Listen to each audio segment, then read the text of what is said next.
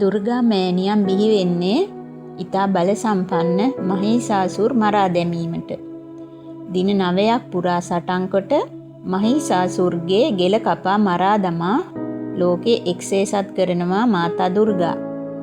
ශක්තිය අතින් දුර්ගා මාතා ඉතාමත් ඉහළින්ම වැජබෙන අතර සිංහයෙකු තම වාහනය ලෙස යොදා ගන්නවා. හින්දු බැතිමතුන්ගේ නවරාත්‍රියේදී දුර්ගා මාතාවට විශේෂ තැනක් හිමි වෙනවා. රතු සාරියකින් සැරසුණු දුර්ගා මෑණියන් S3ක් සහිතයි.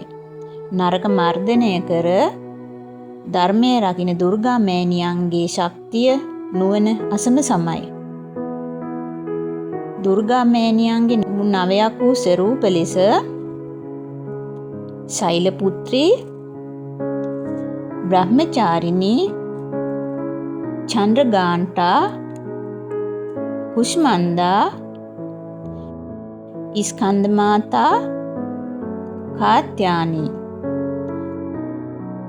කාල්රාත්‍රි, මහා ගෞරී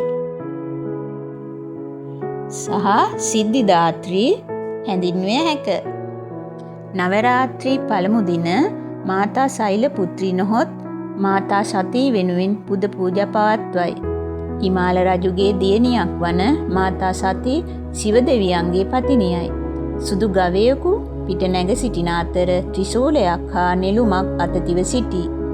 දෙවන දිනය වෙන්නේ දුර්ගා මෑණියන්ගේ දෙවන ස්වරූපය වන බ්‍රහ්මචාරිණී නම් දේවතාවිය වෙනුවෙන්. බ්‍රහ්මචාරිණී ස්වරූපයෙන් පාර්වතී මෑණියන් අවුරුදු 1000ක් තපස් රැක්කා ශිව දෙවියන්ගේ පතිනිය වෙන්න. ජපමාලයක් දරාගෙන අතෙහි පෙන් කලයක් දරාගෙන සිටීම බ්‍රහ්මචාරිණී දේවතාවියගේ විශේෂත්වයක්. චන්ද්‍රගාන්ටා මෑණියන් නළලේ අඩසඳ දැකිය හැකියි. ඉන් ගන්ටාරයක ශබ්දය නිකුත් වෙයි. එම ශබ්දය දරාගත නොහැකි තරම්. හතරවන නවරාත්‍රී දිනය වෙන්වන්නේ කුෂ්මන්දා දේවිය සිහිකර පුද පූජා පැවැත්වීමටයි.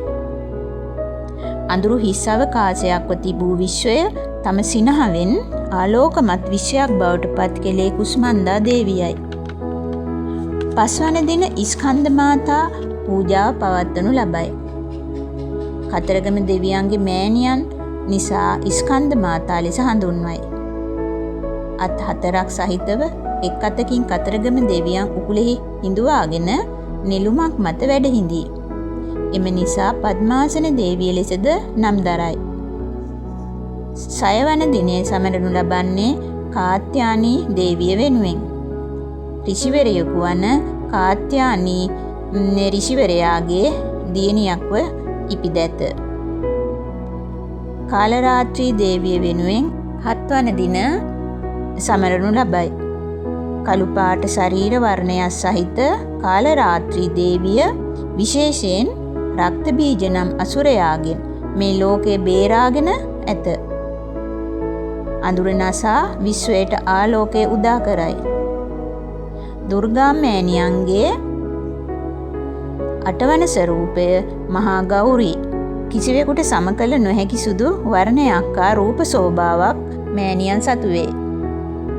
මහා ශිව දෙවියන්ගේ පතිනිය වගේම ජගත් මාතාවයි. බ්‍රහ්ම, විෂ්ණු, ශිව යන ලෝකපාලන දෙවිවරුන්ට ශක්තිය ලබා දුන් ශක්තියින් අගතැන්පත් සිද්ධිදාත්‍රි දේවිය නවරාත්‍රියේ අවසන් දින පූජාවට බඳුන් වේ. ඔන්න ඉතින් ඔය විදියට තමයි බ්‍රහ්ම, විෂ්ණු, ශිව යන දෙවිවරු ඇතුළු ඉන්ද්‍ර, සූර්ය, චන්ද්‍ර, වරුණ, අග්නි යන සියලුම දේව මණ්ඩලවල දින 3ක පුද පූජා සහ ආයාචනයන්ගේ ප්‍රතිඵලයක් ලෙස මහීසාසුර්ගෙන් මේ මුළු මහත් විශ්වයම ආරක්ෂා කිරීමට බිහි වූ දුර්ගා මෑණියන් නව ස්වරූපයකින් එම අසුරයා සමග දින 9ක් සටන් වැද විශ්වය බේරාගෙන ආලෝකමත් කරන්නේ. ඉතින් දුර්ගා මෑණියෝ ලෝකයට ඉතා වැදගත් කරුණු කිහිපයක් උගන්වනවා. ධනාත්මක බව, තමන්ව පාලනය හෙවත් හික්මීම, හැමට ආදරය කරුණාව දැක්වීම, පරාර්ථකාමීත්වය හෙවත් අන්‍යෝන්‍ය සුහදතාවය සහ සම්බන්ධතා, ආත්ම විශ්වාසය වැනි අඳුරෙන් එළියට ආ හැකි ධනාත්මක චින්තනයන් දුර්ගා මෑණියන් මේ විශ්වයටම කියා පෑවා.